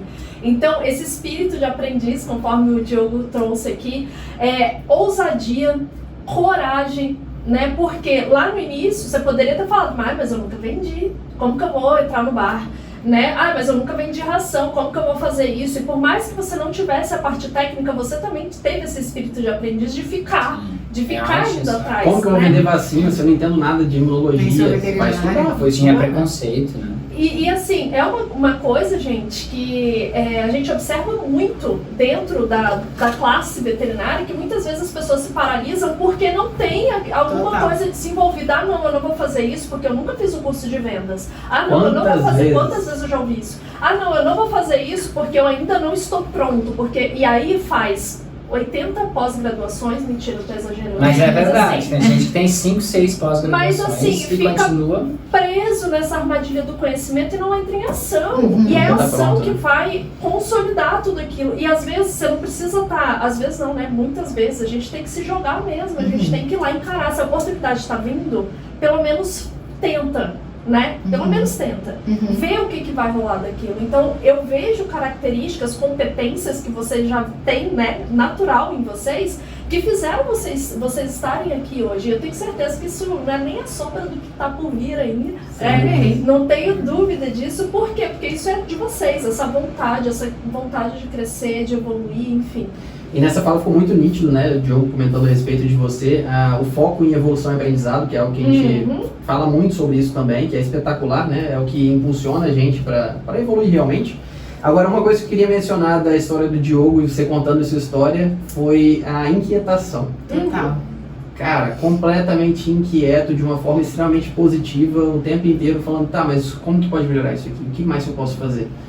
Né? E assim, eu acho interessante o seguinte, você foi criando as suas oportunidades, só que de todas as oportunidades que a gente tem na nossa vida, existem oportunidades que a gente cria realmente, a gente sempre estimula, né, as pessoas a buscarem criar oportunidades, e existem oportunidades que realmente surgem, aparecem, não foi a gente que criou. E aí a gente tem que se estimular para criar oportunidades, boas oportunidades, e saber aproveitar oportunidades quando aparecem, enxergar oportunidades quando aparecem. Isso foi muito nítido quando você falou que um cliente falou bem assim, cara, eu não aceito ninguém para ser meu vendedor aqui que não seja você, porque você tem isso e isso. E aí você falou, cara, mas como é que é esse negócio de vendedor? Quanto que ganha esse cara? E correu atrás para poder saber e fez acontecer. Né? E mais uma vez não se paralisou, né? Tipo assim, não estou preparado. Mas eu não sou vendedor. No início teve uma negativa, né? Porque ele ainda tem pouco tempo, enfim, né? Mas não, você não se contentou com isso, você foi atrás. Eu até anotei aqui, o Rodrigo falou de oportunidades. Eu nunca acreditei, e isso uma das coisas que o meu pai, ele dizia, né? Que o bom, ele é o maior inimigo do melhor. Então quem acha que tá bom nunca chega no melhor. Então acho que essa minha inquietação vem muito dessa frase. De achar que, tipo, tá bom o que a gente tá fazendo aqui, tá bom, mas amanhã não tá mais. E eu nunca achei que oportunidade cai no nosso colo. Nunca achei. nunca acho que a oportunidade vem, que as pessoas desperdiçam. A oportunidade passa, um cavalo, nem como que fala, né? Cavalo passa branco. um cavalo encilhado e as pessoas não aproveitam, não. Eu acho que a gente cria sempre as nossas oportunidades. Pode não parecer, que nem isso que você falou do cliente que comentou, né? Pode não parecer que aquela oportunidade tenha sido criada diretamente. Com certeza foi. Mas indiretamente, algo que você fez lá atrás, você está colhendo. Então essa oportunidade foi sim você que criou. Então eu não acredito em oportunidade que aparece e as pessoas têm que aproveitar. Do nada, né? Não, Do nada. elas são colheitas de algo que você planta lá atrás. E eu vejo, a gente fala muito sobre isso, né? O que a gente está plantando hoje parece romântico, né? E as pessoas não entendem, né, que de fato eu vivi 10 anos muito complicados financeiramente na minha vida, de ter bastante dinheiro, mas de gastar tudo. Porque como veio fácil, né, eu criei essas oportunidades, eu ganhei muito dinheiro, eu gastei tudo. Né, não dá. Começou muito jovem também. E aprendi com meu pai também. Meu pai foi um cara que se endividou demais também. Ele ficou no meu inconsciente. Meu pai não tinha. Quando ele não tinha dinheiro, todo mundo passava perrengue. Quando ele tinha, ele gastava tudo. Nós íamos no mercado, comprávamos as melhores coisas. Não tinha aquela coisa, vou poupar um pouquinho. Tudo muito intenso. Não tinha essa educação financeira. Então, eu gastei tudo. Né? Eu não aproveitei a vida, não posso reclamar. Fiz tudo o que tinha que fazer. Mas, né, nessa questão da oportunidade, até me falhou o que eu ia dizer antes. Eu acho que o que a gente está fazendo hoje, a gente vai colher daqui 3, 4, 5 anos. E às vezes são coisas básicas, assim, né? Tipo, eu fiquei 2 anos em Florianópolis fazendo festa, enchendo a cara. Depois eu voltei, no primeiro ano eu queria estar bem de novo. Não ia acontecer. O reflexo desses 2, 3 anos de loucura na minha vida duraram quase 10. Das merdas que eu fiz foram refletir lá na frente em outras coisas. E aí muitas pessoas estão vivendo coisas horríveis e estão culpando Deus, ou estão dizendo, né? Ai, meu Deus, por que Deus faz isso comigo? Ah, porque isso, porque aquilo. Mas esquecem que há 2, 3 anos atrás tava fazendo um monte de merda, né? E eu vejo que desde que eu comecei a plantar certo, a colocar a ética sempre em primeiro lugar, não com os outros, porque eu acho que eu sempre fui muito ético e tive caráter com os outros, mas comigo mesmo. Eu acho que esse é o pior, né? O maior mentiroso está dentro de nós. Sim, porque a gente mente pra nós todos os dias se a gente deixar. E aí você vai mentindo, uma mentira vai por cima da outra, e aí você começa a colher isso depois, não sabe por quê. Volta autoconhecimento. E aí entra a autorresponsabilidade, né? Total. É fundamental. Eu falando da inquietação, né? Isso é uma coisa que eu falei da disciplina e tudo mais, que eu vejo na história do Diogo. Isso era uma coisa que eu percebia muito, porque ele começou jovem, né? Então você pega aí, já no mercado pet, 18 anos, já são 20 anos, né, de atuação dentro desse mesmo mercado, 21. Eu tenho a metade disso. Então quando eu conheci o trabalho dele, que eu comecei a ver, e que depois a gente começou a namorar, eu comecei a acompanhar de perto, era muito louco, porque essa inquietação, ela é real. De um mês para o outro, quando ele criava campanhas mensais, trimestrais, ele estava sempre se mexendo. Porque o que é natural da gente ver hoje no nosso mercado, né? Infelizmente, a galera se acomodar. Sim. Então, tipo assim, eu começo a ter um resultado, tá tudo dando certo, né? Não vou mexer em nada, que é aquele time que tá ganhando não se mexe. Isso é a pior besteira que uma pessoa pode falar, principalmente na área comercial. E ele sempre mexeu no time que estava ganhando, né? Ele sempre falava que não pode sentar em cima de resultado. Então eu via muito isso nele, né? Que vem da questão da inquietação. Sempre inquieto, real mesmo, e pro lado positivo, como você falou. Nas atitudes do dia a dia, né? Para trazer o resultado. Ganhava um prêmio, queria o do ano que vem, queria o próximo ano, queria o outro ano. Então tava sempre nessa inquietude mesmo, junto com a disciplina dele, né, em executar isso. Reuniões mensais, trimestrais, tudo que ele criava, geralmente a gente catava para replicar no resto do Brasil. E é por isso que, claro, né, eu sempre olhava e falava, não, mas esse cara tá... O que você faz, amigo? Como é que você faz, né? Como é que funciona isso? Nem sonhava em que um dia, hoje a gente tivesse aqui com a Estalo. Mas era admirável, assim. 9 anos foram 5 prêmios de melhor do Brasil e 3 segundo. Espetacular. Então, de 9, 8 foram premiados, assim, não só com a mesma linha, mas com outras linhas, né? Linhas importantes. E eu sempre, o que a Lari trouxe, eu sempre falei, teve erros, né? Não houve perfeição. Teve anos ruins, né? Teve anos que eu tive muita dificuldade com o engajamento de equipe, porque muita gente não está acostumado a estar no ritmo. Então eu tive um problema muito grande na parte de gestão de pessoas. E hoje, antes eu tinha bastante dificuldade de falar isso, às vezes até dar uma gaguejada. Mas a Lari me ajudou muito nisso, porque eu achava que todo mundo tinha que ser como eu era. E gestão de pessoas é a maior cagada, né? Então eu brigava com as pessoas que não tinham meu ritmo. E eu era às vezes grosseiro. E mesmo tendo resultados, a imagem que eu passava, né, de gestor era de que o Diogo é foda como profissional, mas às vezes é estúpido, às vezes é grosseiro, não entende, né? Então eu pegava às vezes vendedores mais jovenzinhos, outra geração. Eu tenho que entender que a cabeça dessa geração ela tá muito mais devagar, na maioria, né? Não vamos generalizar, porque conheço jovens também que estão voando com 21, 22 anos, depende muito daquilo que a gente falou, né? Da educação, daqueles primeiros 7 anos. Do exemplo né? que teve, da experiência. E eu me indignava que aqueles jovenzinhos de 22 anos acordavam 10 da manhã para ir vender. Me indignava que 4 da tarde eles queriam parar. Que eles não queriam fazer toda a rota naquela semana porque ficava pesado demais. E aí aquilo me irritava. Porra, eu que sou gerente, estou viajando o estado inteiro, 1.500 km por semana, saio 6 da manhã, volto 10 da noite, e a pessoa que está ali não quer fazer isso. E aí isso me atrapalhou demais, né? Eu tive um processo de coaching, inclusive vocês são coaches, tive um processo de coaching em 2015 para 2016, onde o meu coach fez ele disse que era um modelo novo que estava vindo dos Estados Unidos de avaliação, onde ele mandou escolher 15 pessoas do mundo profissional que eu fizesse uma avaliação com algumas perguntas anônimas. E ali me derrubou. Eu não entrei em depressão porque eu sempre tive essa questão de que depressão era meio que fraqueza. Então também não me deixava nem ficar deprimido. Na terapia depois me ensinou que eu preciso sofrer, que eu tenho que sentir, né? Mas as respostas que vieram eram muito boas no profissional e muito ruins no pessoal. As pessoas diziam que eu era arrogante, as pessoas diziam que eu era pavão, meu apelido era pavão, que eu queria falar mais dos meus resultados do que os outros.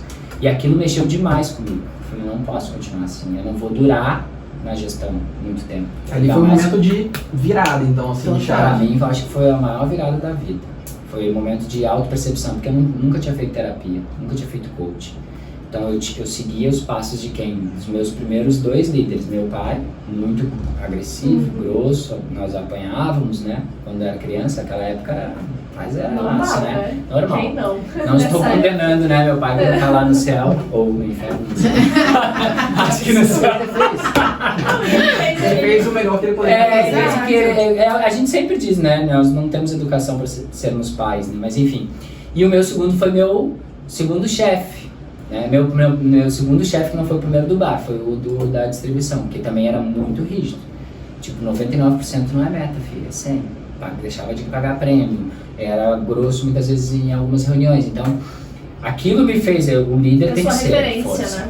O líder tem que ser agressivo. Foi tomando pancada, não pode demonstrar fraqueza. Não pode demonstrar. E aí essas pancadas me ensinaram a bater.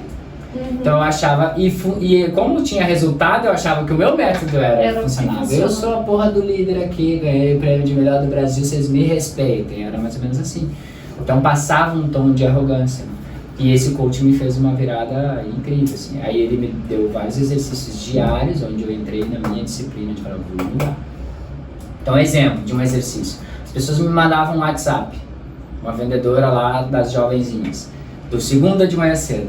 Oi, chefinho, tudo bem? Como que você tá? Eu tô lendo e imaginando a pessoa falando, né? Como é que você tá? Como é que foi o final de semana? E a família? Tá tudo bem então? Tudo bem?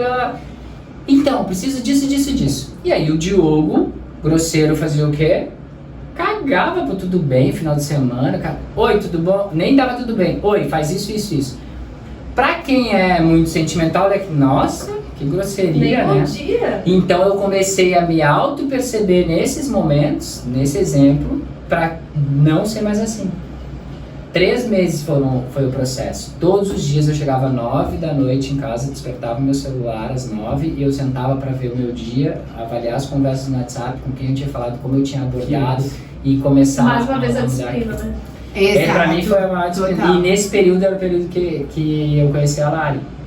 A Lari eu conheci ela no final do processo de coaching, já melhorando, mas ainda com alguns impulsos, porque é muito difícil mudar. Sim. Quem disser aí que muda do mês pro outro, tá mentindo, porque ninguém muda do mês pro outro.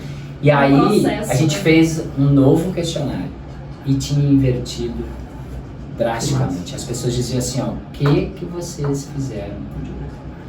Aí meu apelido entrou o Diogo Novo. Então, era o Diogo Velho e o Diogo Novo. Tinha situações que acontecia, às vezes fugia um pouco do sério. Ih, deixa o Diogo Velho de lado. O Diogo Novo tá muito melhor. Então, pra mim foi uma grande virada. E isso mostra que a gente consegue sim ser diferente voltando ao autoconhecimento. Exato. E aí eu entrei em processo de terapia junto. Que aí foi onde... E auxílio, condução, né? Isso a gente bate muito em cima disso, fala bem assim, hoje cara... tem muito gestor grosso, né? Busque ajuda, né? Total. Do profissional que seja, que mas, é Rodrigo, se tu não né? tem a percepção, tu não busca. Eu não tinha. Exato. Aquele questionário que o coaching fez foi o que me trouxe a percepção. Porque ninguém me falava. Meu foco era o resultado. Se as pessoas, como elas iam fazer ou não, eu tinha que fazer. Se não entregava, porrada. Era assim, se eu não lavava a louça, meu pai dava um tapa na orelha. Não entregar a meta, vai apanhar, né? De uma forma diferente. E assim, foi um método que foi aplicado, né, em você, vamos dizer assim, como você trouxe, né, por essas referências, que foi muito eficaz e muito positivo de um lado, né? Mas aí precisa só ajustar. As arestas, né, de outro lado. Foi o que você fez, né? E assim, mas eu ressalto aqui a questão de vocês buscarem se desenvolver, porque a questão, o impulso, né, de buscar se desenvolver, não de ter a percepção clara do seu comportamento, de como o seu comportamento estava sendo avaliado, de como você estava sendo julgado pelas pessoas. Mas eu digo o impulso de buscar se desenvolver, né? Porque isso foi dentro do processo, né? E padrão, gente, padrão é uma coisa que realmente não existe milagre, não tem, agora vou fazer uma receitinha aqui pra você, assim, salabinho, você vai ser outra pessoa. Não é assim, é um processo. E a gente precisa respeitar esse processo. A gente fala que essa é uma escadinha, né? Que cada escadinha, cada degrau que você sobe, você vai ter um aprendizado que você vai levar para o próximo degrau. E aí você vai aprender ali de novo. E esse passo a passo ele é importante também para consolidar essa mudança. E é muito dolorido. E é muito dolorido. Foi os anos mais doídos para mim internamente, que eu chorava sozinho. Porque imagina que alguém é egocêntrico, né, em que o ego é o dominador principal. As pessoas me olhavam, tá ali um pavão, né? Era essa a imagem que eu passava. Doía no meu ego, acho que as pessoas não gostavam de mim. Como que eu não sou aceito? Como é que as pessoas dizem que eu sou foda e eu não sou tanto assim? Como é que as pessoas estão comentando sobre mim? O castelo cai, né? Falando, nossa, me senti um lixo. Pra mim foi... Até hoje eu sinto quando eu me lembro. Porque doeu demais. E falar sobre isso ainda machuca, porque a gente tem, né, relapsos, né, desse ego. Eu me policio todos os dias para não mostrar isso. Ao mesmo tempo eu sei que eu não posso confundir ego com autoconfiança. Perfeito. Porque a autoconfiança me eleva. Eu posso falar, sou foda sim, qual é o problema? Não tô sendo egocêntrico e muito menos arrogante, tô falando a verdade, porque eu sou autoconfiante. Perfeito. Mas é uma linha muito tênue. Com certeza. A Lari sabe, eu perdi alguns amigos nesse processo. E muitos amigos, né? E são manifestações diferentes do ego, porque assim, todos nós temos, né? E eu sempre fui a queridinha, mas isso também era o meu ego falando que eu precisava ser a queridinha, entende? Não era uma necessidade minha, era uma necessidade de agradar as outras pessoas. Então isso também é prejudicial. São manifestações diferentes, né? E eu posso só comentar uma coisa do que o Diogo falou. Eu falo que assim, você falou uma coisa que me chamou muito a atenção, que eu não me contentava com aquilo que eu estava vivendo, eu já ia para o próximo passo, que a Lari reforçou aqui, que isso é algo natural seu. E a gente tem eu e o Rodrigo, a gente também sempre teve essa postura de buscar, tanto que, né, eu fui mudando de coisa, larguei a cardio, foi uma coisa que assim, eu tava mal, não tava satisfeita, não. Super bem seguida, super satisfeita. ganhando bem com a cardio, mas eu precisava fazer esse movimento porque aquilo, eu senti que eu estava estagnada dentro da cardio. E isso, um dos meus valores pessoais é a evolução contínua. E quando eu me senti assim, cara, eu estou estagnada, eu não almejo ser o meu professor, né? Eu estou estagnada aqui, eu tenho que mudar para uma próxima etapa. Então isso é uma característica que a gente vê, né, nas pessoas que são, de certa forma, mais ousadas, mais, né, se arriscam mais inquietas. Mas uma coisa que me chamou muita atenção foi não se contentar com a fase. E tem muitas pessoas que se contentam com a fase. E a frase que você até falou aqui que eu me esqueci, né? Tipo, não vou mexer em time que tá ganhando, né? O time que tá ganhando não se mexe. Se contentar com a fase. Gente, meta. Eu ouvi isso muito e isso tá enraizado em mim. Meta é piso, não é teto. A meta é o mínimo. A sua meta, né, de vida, de trajetória, é mínimo. E você vai chegar no momento que aquela fase para você não vai ser mais suficiente, tá tudo bem, você vai para a próxima fase, porque isso faz parte da nossa necessidade humana de evolução. Sim. Mas nem de todas as pessoas, Vanessa. Eu discordo. Tem gente que quer a estabilidade, a segurança, que ela vai viver aquela vidinha dela lá no interior, com pouco dinheiro, sobrevivendo, porque ela tá feliz com aquilo. E tá tudo bem também. O nível que ela tem de felicidade, né, o padrão dela é esse. Se ela é feliz, ok. E eu fui aprender isso nos meus quase 2 anos morando em Florianópolis, onde eu torrei todo o meu dinheiro e voltei para casa e não tinha dinheiro para passagem do ônibus. Então ali eu comecei a perceber, bom, eu queria, vou fazer meu ano sabático, né? Não era pra isso, era pra trabalhar, mas não deu certo o emprego, eu falei, agora vou ficar aqui nessa porra, né? Vou morar na praia. O lugar é bom demais. Vou ficar aqui. E aí foi passando 1 mês, 2, aí tinha uns amigos que diziam, vou trabalhar na pizzaria, não quero, não vou. Aí trabalhava numa lojinha aqui, não quero, tô com dinheiro na conta, aluguel barato, né? Então, enfim, lá eu percebi que esse Diogo de hoje não conseguiria viver aquela vida de lá. E foi só estando lá que eu fui perceber. Porque poderia estar até hoje querendo essa vidinha na praia. A gente falava quando se conhecia, vai ter uma pousadinha, morar na beira da... Não consigo. Não quero. Quero viajar todas as praias da porra do mundo inteiro. Quero ter dinheiro sim, quero ganhar muito, quero poder fazer o que eu quiser.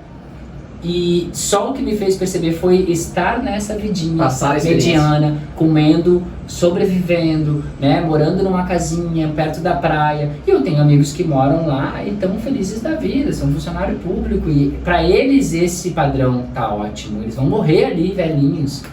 Eu não consigo. Entra muito a ver com uma personalidade, né, valores. É isso que eu falei, é a questão da inquietude. Tipo, as pessoas que têm esse perfil, elas não vão, normalmente elas não vão parar. Né? Elas vão sempre buscar a próxima fase, porque é uma característica, já é algo já natural ali. Gera adrenalina a próxima fase, porque o medo gera adrenalina. O medo te dá a coragem e essa adrenalina de saber, de muitas vezes nem saber como é que vai ser amanhã, mas ter a certeza de que você vai conseguir. O medo... Acho que isso pra mim é o... atrelado à autoconfiança. Toda vez que a gente fala, porra, né, foi um ano muito legal que a gente fez, mas...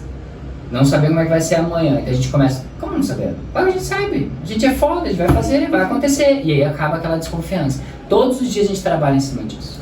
O medo, ele tem 2 caminhos, né? A gente sempre fala isso. Ele paralisa alguns, né? E ele faz outros, que daí é do nosso cérebro aí, a parte do instinto, né? Que faz a gente agir, que gera adrenalina. Aí sim, aí a gente vê que são 2 perfis de pessoas que o mundo precisa disso, né, gente? Tem que ter esses perfis. Exatamente. Imagina se todo mundo fosse essa galera que gostasse de adrenalina, que gostasse de movimento. A gente não ia ter as pessoas que... A competitividade ia ser maior. E outra, muitas coisas não iam se sustentar. Então, isso existe, né? Tem pessoas que gostam mesmo dessa vida pacata e tudo mais, e tá tudo bem.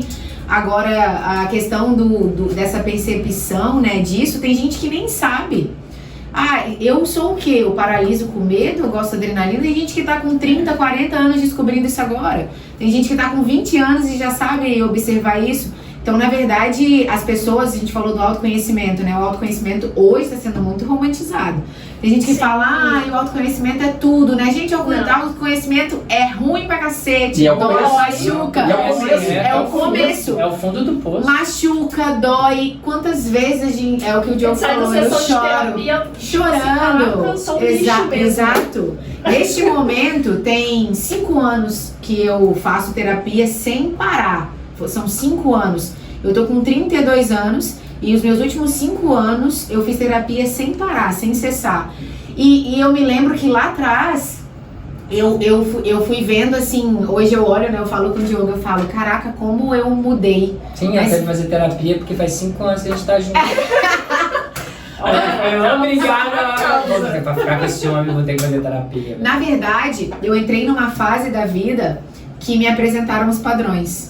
Né? Então eu entrei ao mesmo tempo que eu assumi ali a coordenação, a gestão, meses depois eu comecei a namorar com o Diogo, à distância, foram muitas coisas para dar conta. Eu sempre fui a pessoa que falava que namoro à distância não existia, que namoro à distância era sacanagem, que namoro à distância não sei o que lá, e bababá, ppp.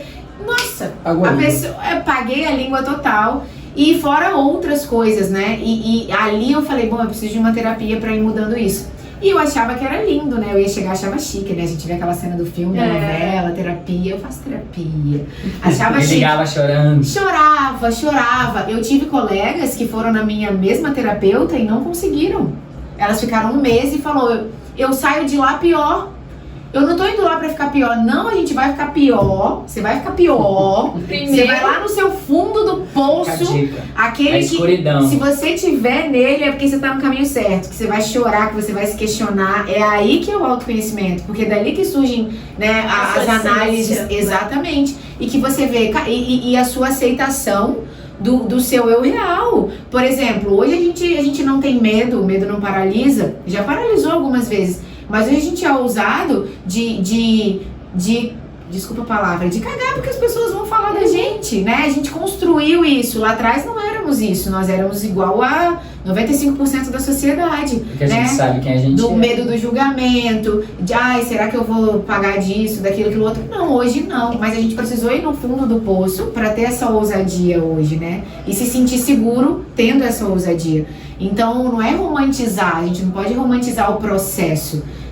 A gente tem que viver o processo de uma forma muito real. E muitas vezes ele é doloroso. E a gente sempre fala, né? Vence quem passa pela dor.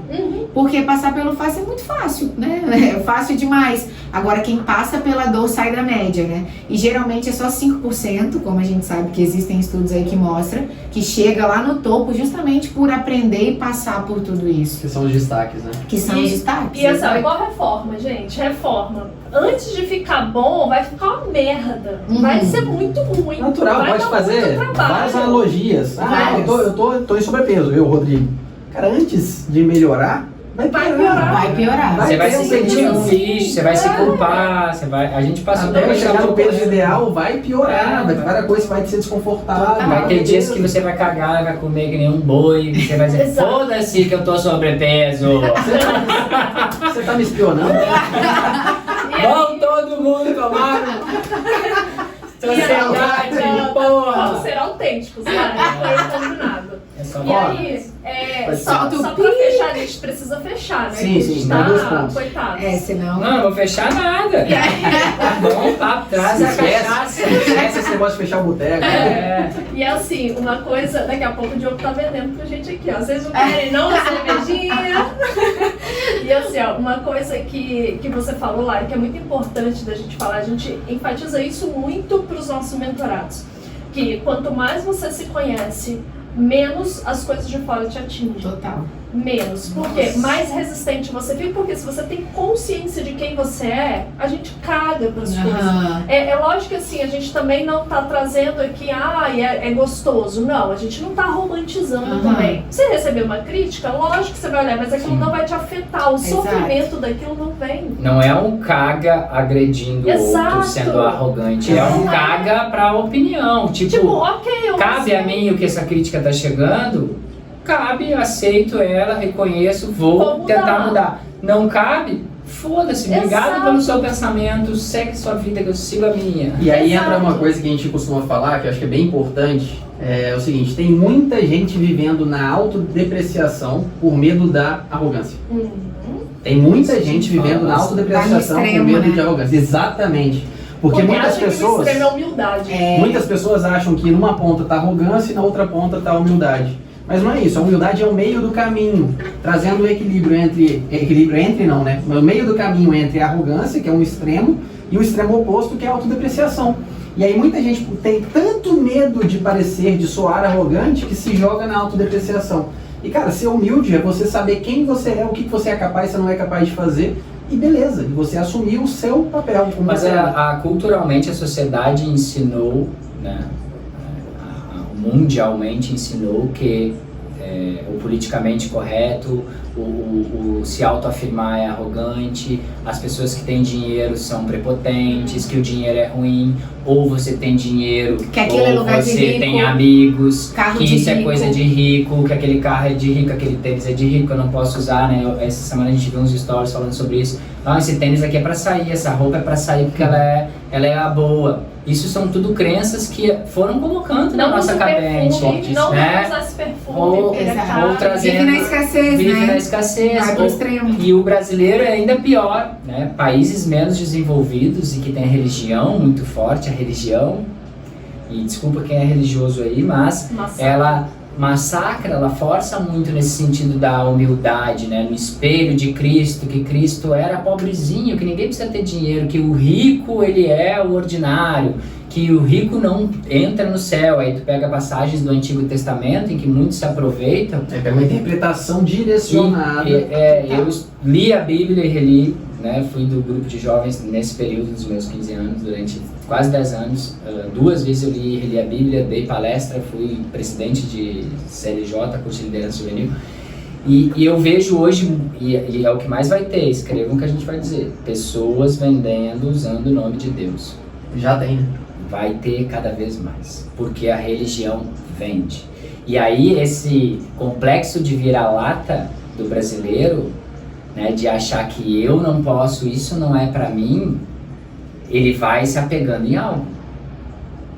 Tem um outro cara que a gente segue que ele fala, né?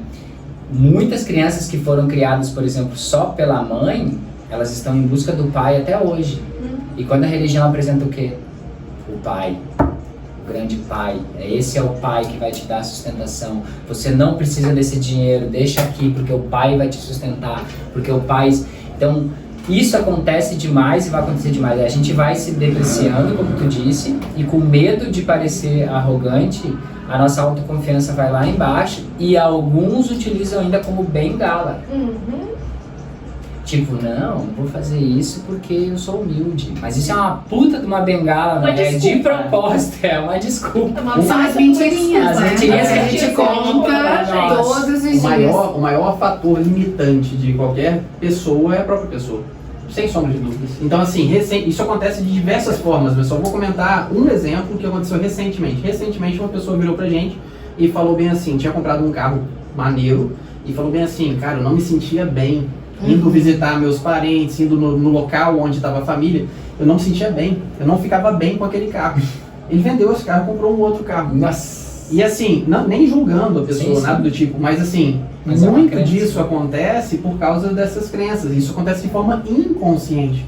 A pessoa não vai conscientemente falar, ah não, é por causa disso, por causa daquilo. Não. Muitas vezes ela nem percebe, mas acontece. A semana passada... Medo de gerar inveja, né? Mês passado eu contei uma Não história... merecimento.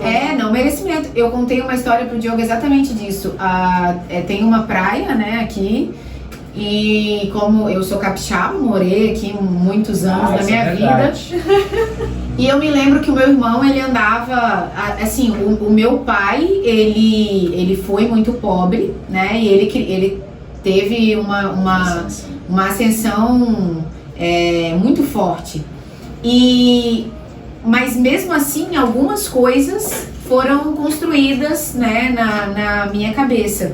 E eu não percebia. Então, por exemplo, os meus irmãos, eles se relacionavam com algumas pessoas que tinham muito dinheiro, né? A gente tinha dinheiro, mas tinha pessoas que tinham muito dinheiro.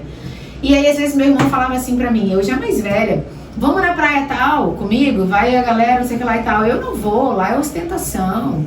Lá eu não vou, lá não sei o que lá tá aquilo, tá aquilo lá, cheio de playboy. cheio de playboy. Lá tá uma Aquelas champanhe. pessoas que ficam falando que não tem nem papo, cheia de julgamento.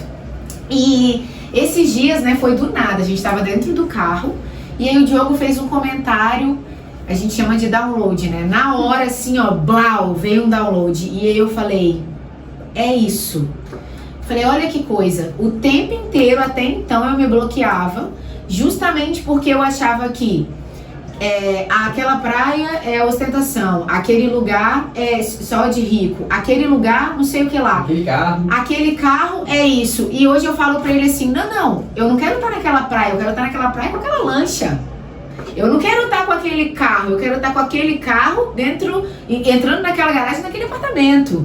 Então, hoje eu me vejo tendo essas coisas, vivenciando esse meio, porque o meio não vai me modificar no sentido de caráter, né? Exato. Eu vou continuar sendo essa pessoa no sentido de caráter, mas eu não quero continuar sendo a mesma pessoa que eu sou hoje, né? Tem muita gente que fala assim, ó, eu não vou mudar, porque o fulano começou a ganhar dinheiro e mudou. Nossa, porque vocês estão diferentes. Que bom, a gente tem ouvido isso e a gente tem respondido. Que bom, que ano que vem estejamos mais diferentes. Né? Por quê? Porque a gente está focado, porque a gente está tendo um alto merecimento, porque a gente está expandindo o nosso senso de recompensa, né? De construção. E de entrega. Que bom, e de entrega, né? É isso. E As pessoas não conseguem destruir, às vezes, essas crenças, né? E às vezes não conseguem nem enxergar. E assim, o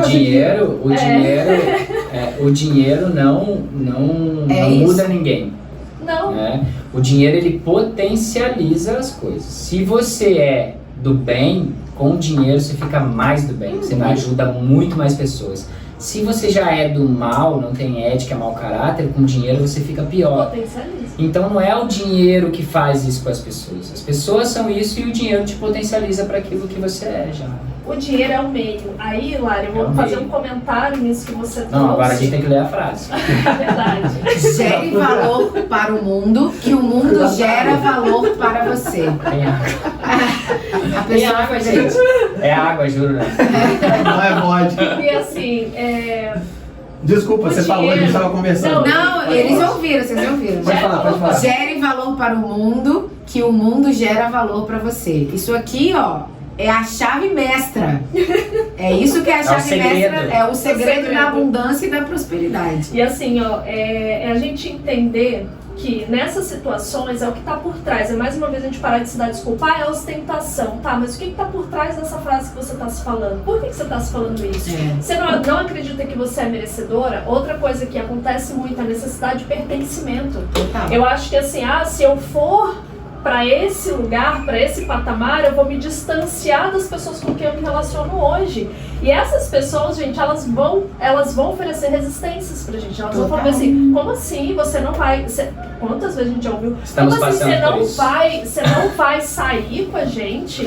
Nossa, mas você não vai beber? Ai, mas você não vai isso, você não vai aquilo. Você veio aqui, você tem que visitar a gente. Você tem que visitar a Você gente. já vai embora agora, cedo, fica aí, não acredito, sacanagem. Então assim, a gente vai ter resistência, só que a gente tem que entender qual é o lugar que a gente quer ocupar no mundo, o que a gente quer desfrutar, porque não é pelo dinheiro, Não. é pela experiência, pelo que a gente vê, o que a gente merece. É No isso. final, A partir do que a gente gera. Nós não estamos em busca só do dinheiro, o dinheiro ele é consequência, né? Ele é o meio. Ele é um meio. Eu acho que a gente está desfrutando, a gente está vivenciando o que a gente gosta, o processo.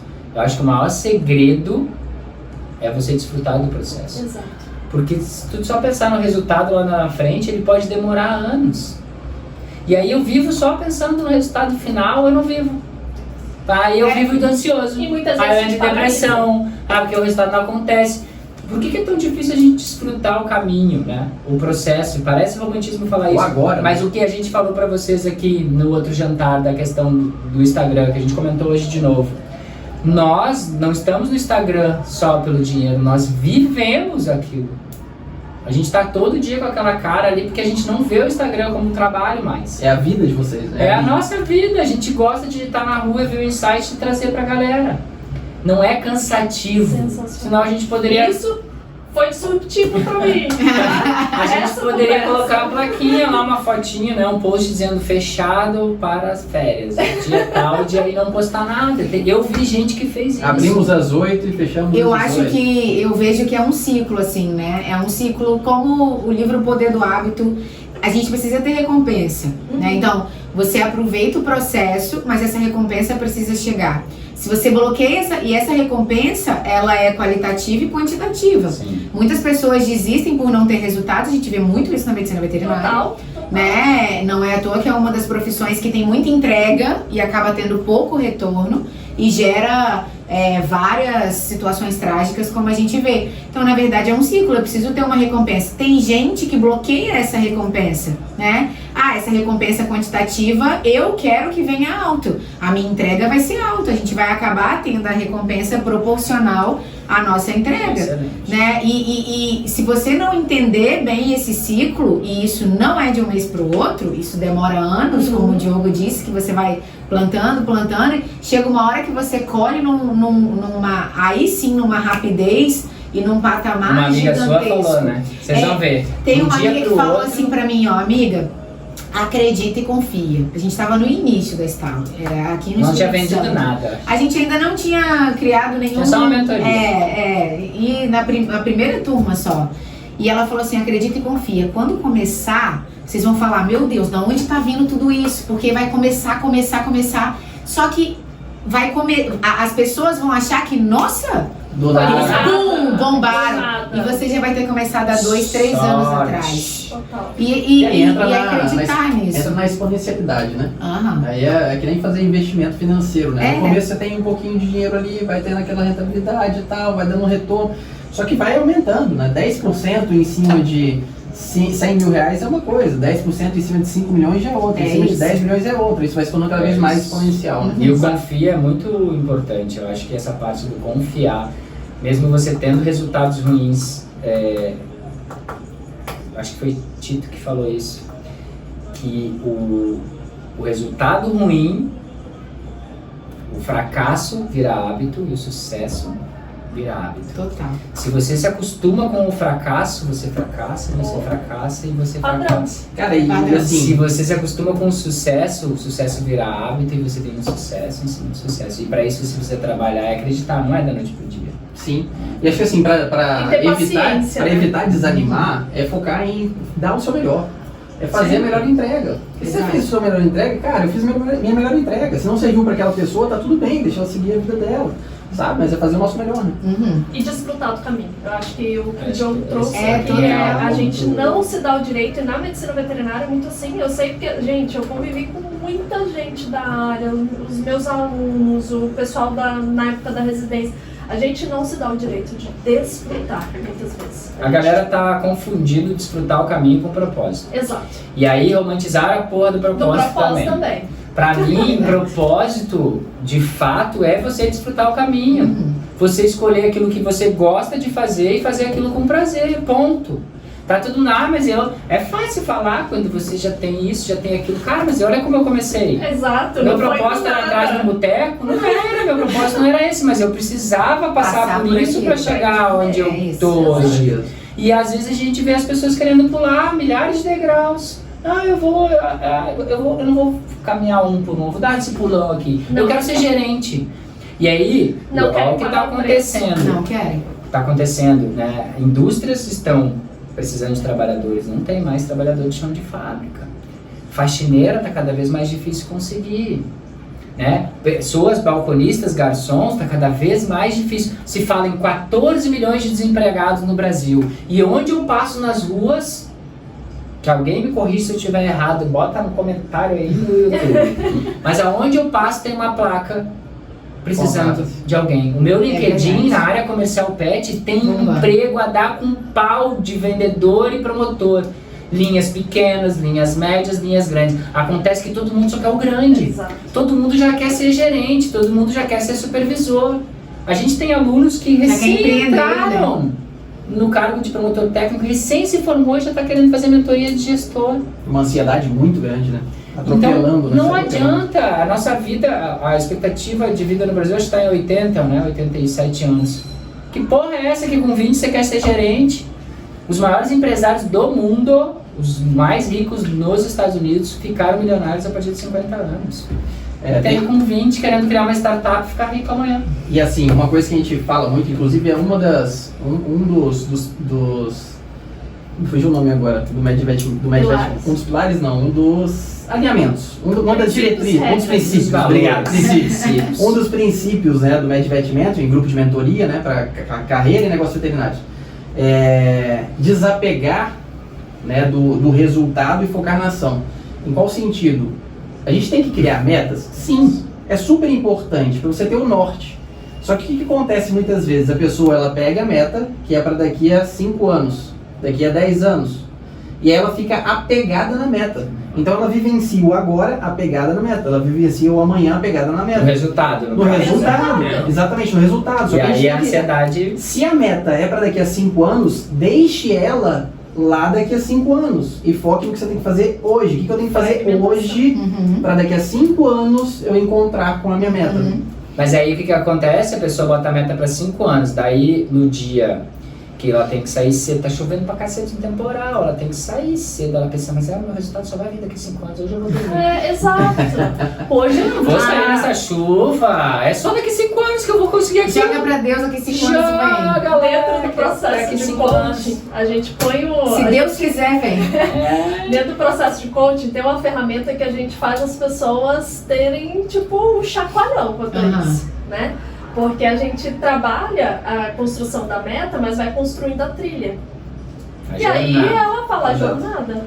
Aí ela vira e fala bem assim, eita, que agora eu fiquei nervoso, porque eu tenho que fazer algo tipo amanhã. Esse degrau amanhã tá muito pesado, pois mas você não quer, né? Então isso. é a questão, mais uma vez, da gente entender que são degraus que a gente tem que subir, que cada degrau ele é importante, inclusive para consolidar minha carreira, por exemplo, como gerente.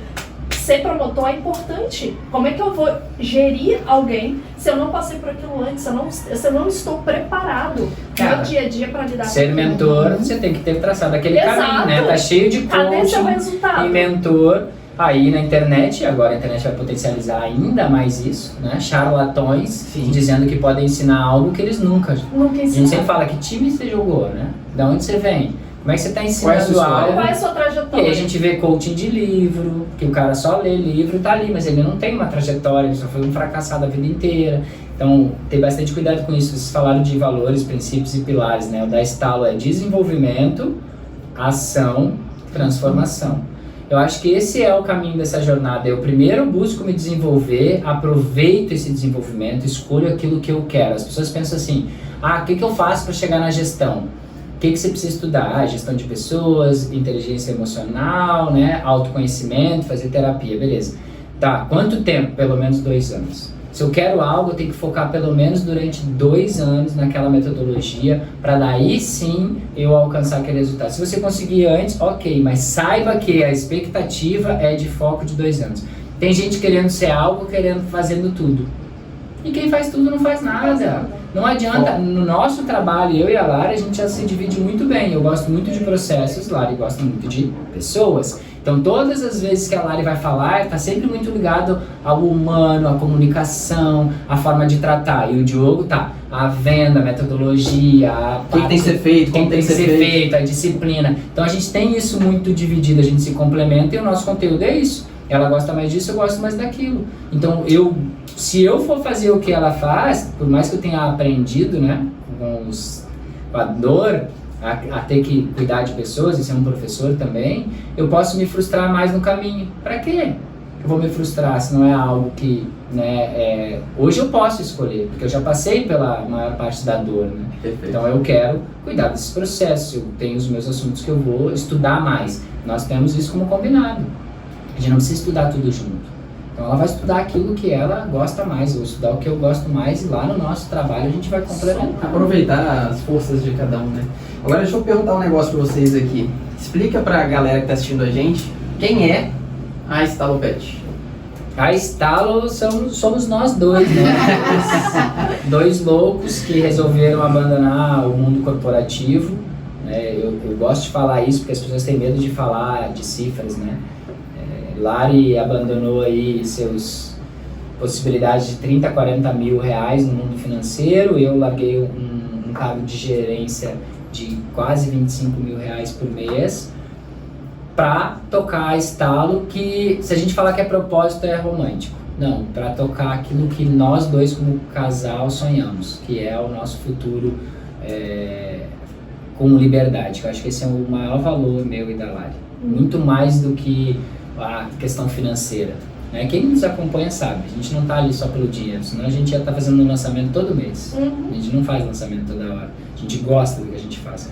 Então, a nossa liberdade de poder dizer, não quero viajar, eu quero estar mais próximo da minha família, eu não quero obedecer mais ordens de alguém, eu não quero dar mais dinheiro para outras pessoas, que eu sei que durante um bom tempo do nosso trabalho a gente deu muito dinheiro para outras pessoas. Então a gente quer poder fazer isso para nós. E a gente sabia que ia ser um desafio muito grande, está sendo. Né? As pessoas às vezes olham a gente no Instagram, mas acho que é muito fácil, né? Mais uma vez a romantização, né? Exato. Então a Estalo, é o palco, né? Todo mundo vê o palco. E principalmente, aí sim, depois entra o nosso propósito, que era da inquietação de ver um mercado amador, de ver um mercado penando, com grandes investidores, grandes redes entrando e engolindo, de ver empresas sendo prejudicadas por esse boom desses grandes chegando, e a gente está só ali no nosso mundinho. Uma imaturidade muito grande. Imaturidade. Então a gente estava ali, a gente visitava, né, pet shops e vendo o empreendedor passando trabalho, o vendedor tendo dificuldade para vender, o promotor não conseguindo falar com o veterinário, e a gente estando só com as nossas equipes, e a gente, porra, a gente pode fazer isso para mais gente. Nós hoje falamos, o nosso nicho, né, é a área comercial do mercado pet. Na verdade, a gente não fala para o varejo, né? A gente fala para os representantes, para os propagandistas, promotores, gestores, a galera que é realmente do executivo, né, da parte da área comercial. Então, a gente sentiu isso muito na pele, né? Quando a gente contratava pessoas que muitas vezes eram cruas e não tinha onde buscar algo específico, onde a gente tinha dificuldade muitas vezes de treinar essas pessoas, onde a gente ia para convenções, reuniões, a gente tinha os treinamentos aplicados por outras empresas de outros mercados, que a gente olhava no final do treinamento e falava, tá, eu faço o que com tudo isso? Como? Né, que eu aplico tudo isso? Então a gente foi olhando essas situações e pensando, ao mesmo tempo a gente se desenvolvia muito, né? Porque a gente queria ser acima da média, a gente tinha essa inquietação, e a gente chegou num ponto que a gente olhou e falou assim, cara, e a gente ouvia muito, né? Que a gente era acima da média, que a nossa cabeça era assim, que a gente era assado. A mania, né, do brasileiro de... Será? Imagina. A impressão sua, não, que isso. Até o momento que a gente pegou a rédea e falou, não, a gente é, né? Então a gente é. Se a gente tá ouvindo isso, então nós somos, e vamos assumir essa rédea e vamos colocar nosso lugar. Que é o que, então? Ensinar outras pessoas, abrir uma empresa que treine essas pessoas, que o representante propagandista olhe e fale assim, não sei nada, quem vai me ensinar? A Estalo. Vou ali em algo direcionado, em algo específico, né? Então, especialistas. Especialistas, exatamente. Então, a Estalo surgiu justamente dessa inquietação da imaturidade mesmo do mercado nesse sentido. Mas, consequentemente, vendedores e propagandistas preparados desenvolvem seus clientes. Nas nossas aulas, cada aula que a gente fala, a comunicação é voltada a isso. Nós vivemos um mercado relacional. Eu vendo, se eu me relaciono, se eu me conecto, consequentemente o cliente me admira, porque eu estou lá constantemente. Então os clientes compram de quem mais admira. Quando mais admira, gera inspiração. Inspiração vende, não adianta. Quem compra da Estalo é quem se inspira na gente, quem admira o nosso trabalho. Senão a pessoa não compra. E o representante é a mesma coisa. Agora, para um cliente, um pet shop me admirar, eu preciso ajudar no desenvolvimento daquele cara. Gerar valor. Eu preciso somar no negócio dele. Eu não posso só ir lá oferecer o meu. Cara, isso é o que eu tenho para ti, tchau. Não, eu preciso estar sempre dando meus pitacos, desenvolvendo o cliente, ajudando ele no crescimento dele. Porque uma coisa vai levar a outra. Então, a gente ensina um bloco, né, que se multiplicar, esse bloco vai ensinar outros blocos. Então, a gente recebe depoimentos de lojistas agradecendo vendedores que fizeram curso com a gente, porque o vendedor me deu bastante no seu atendimento. Teve uma fala da Lari aqui que eu acho que é fundamental ser relembrada aqui já, porque eu acho que vai mudar a realidade de muita gente, assim como mudou a nossa e mudou a de vocês pela sua fala, que é a questão de alguém virar pra gente e falar bem assim, cara, você é muito bom nisso, você, sabe, você tem que seguir nisso, você tem que acreditar nisso, você é diferente, você é acima da média. Na absoluta maioria das vezes, até pela forma como a gente é criado, a gente já falou sobre isso antes, a gente fala bem assim, imagina, que é isso, como você mesmo falou. Dentro da nossa trajetória também teve um momento bem específico, assim, que foi que a gente falou, cara, a gente tem que acreditar nisso. A gente foi na nossa formação, no final da segunda formação, né, já como Masters em PNL, os professores, o dono da empresa e uma outra professora já muito importante, longa data na empresa, viraram pra gente no final da formação, estavam todos os alunos, eles chamaram a gente de canto e falaram bem assim, vocês são muito bons com o desenvolvimento de pessoas, vocês têm que aproveitar isso. E eles falaram e repetiram, sabe? Falaram, vocês têm que fazer isso, não é um desperdício muito grande. Sim. E falaram de forma muito intensa, os dois assim, falando com a gente, sabe? E na hora que a gente saiu, eu virei pra Vanessa, eu lembro claramente, virei pra Vanessa e falei bem assim, até quando que a gente não vai acreditar no que as pessoas falam sobre nós, no que a gente é diferenciado? Exatamente. E aí naquele momento a gente falou, cara, a gente é isso. Eu aceito e agora eu vou colocar. Porque na trajetória. E a gente sabe que vocês são também. A gente tem crença limitante do sentido de, cara, eu sei cuidar de bicho. Eu fiz veterinária, tipo sabe? assim, eu fui educada, fui formada pra cuidar de bicho, sabe? Crença Como que eu vou cuidar de gente? Mas quantas pessoas eu cuidei que eram os tutores? Total. Né? Então, assim, a gente cria desculpas, mais uma vez. Então, para de se dar desculpa e começa a fazer pergunta pra ver se realmente não faz sentido. Tenho certeza que você é bom para caralho em muitas coisas. Exato. A questão é, quais são essas coisas e aproveite disso. Exato. Eu costumo dizer que tanto positivo como negativo, as coisas que a gente mais ouve repetidamente são verdades. São verdades. E é o que ajuda na nossa evolução. Então, quando perguntam assim, né, quais são os pontos que você tem a melhorar? Eu sempre brinco, pode lembrar aí o que a tua mãe mais fala de você.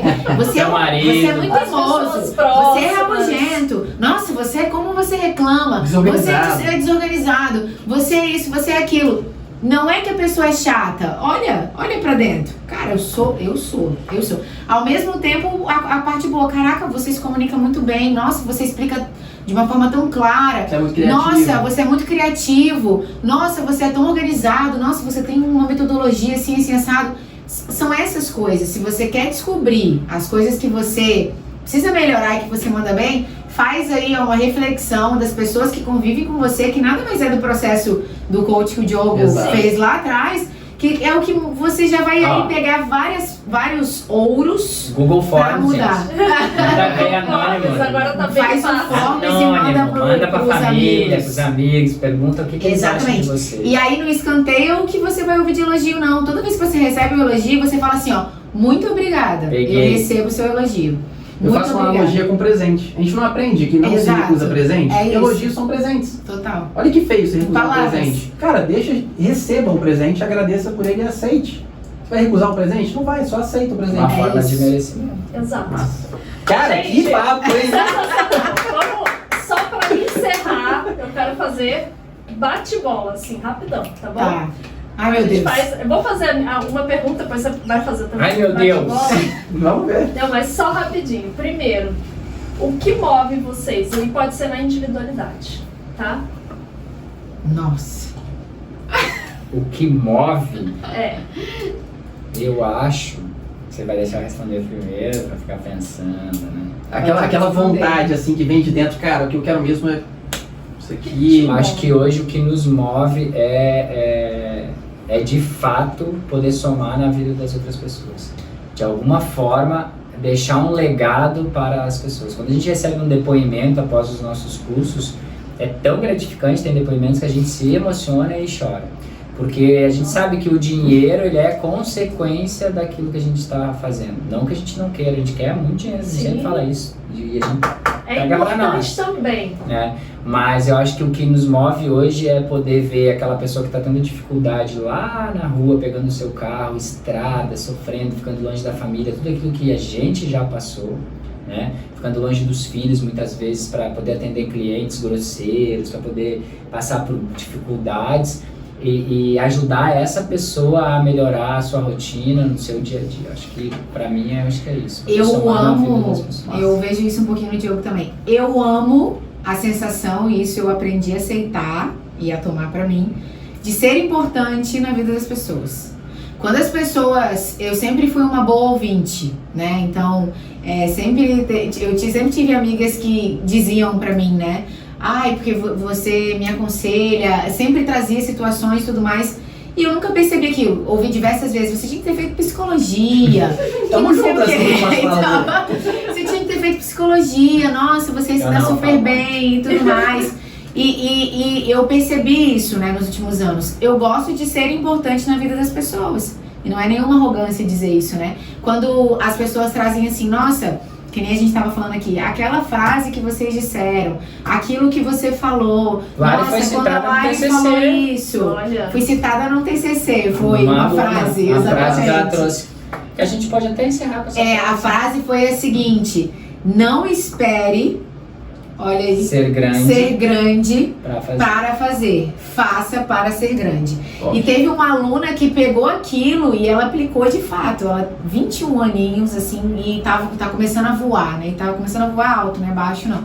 Então, isso move muito, sabe? Porque assim, quando a gente fala... Quando você falou assim, o que move? Eu fiquei pensando já o que me move para chegar lá no resultado final. Não... esse mover, ele precisa ser diário, né? Exato. E essa sensação de ser importante para o outro, eu me arrepio. Olha, eu também, falando isso, eu tô real arrepiada. De ser importante para o outro e ouvir isso é o que me move diariamente. Outro grande exemplo disso é o casal Vett, né, que teve com a gente 2-3 dias e eles mudaram o mindset dessa questão física. Né, de menos de 45 dias, cada um já perdeu 10 quilos, ou eles engataram a disciplina, porque ver a gente nos stories postando é inspirador, mas vivenciar, porque eles dormiram na nossa casa, eles viram a gente voltando do trabalho cansado, indo correr, indo treinar, fazendo porque tem que ser feito. E aí aquelas desculpas, né, que muitos se dão todos os dias, não vou por isso, tô cansada, o dia foi intenso, eu tenho filho, eu tenho aquilo, eles viram que aquilo não tinha, né, e que dava, e que aquilo era recompensador no final. Então, fazer diferença real mesmo. A gente, e aí depois ser citado, né, ser marcado pelas pessoas dizendo, pô, eu mudei porque a galera lá da Estalo falou isso, falou aquilo. É um reconhecimento da diferença que a gente faz, né? É muito gratificante. E hoje a gente recebeu mensagem de uma seguidora nossa do Instagram falando a respeito da atividade física, né? Que ela viu a gente subindo e descendo escada no prédio. Porque tem dias que a gente... 10h30 da noite. Tem dias que a gente acaba não conseguindo fazer atividade física. Ontem foi isso que aconteceu. E a gente chegou, era 10 e pouco. 10 e pouco da noite, cara. 10 e pouco a gente não vai na rua, sabe? Por risco, coisa assim. A gente não vai pra rua, não vai pra beira da praia pra caminhar às 10h30 da noite.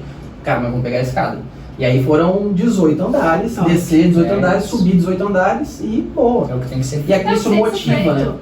E assim, ser importante, né, não é por uma questão de vaidade, é por uma questão de fazer a diferença.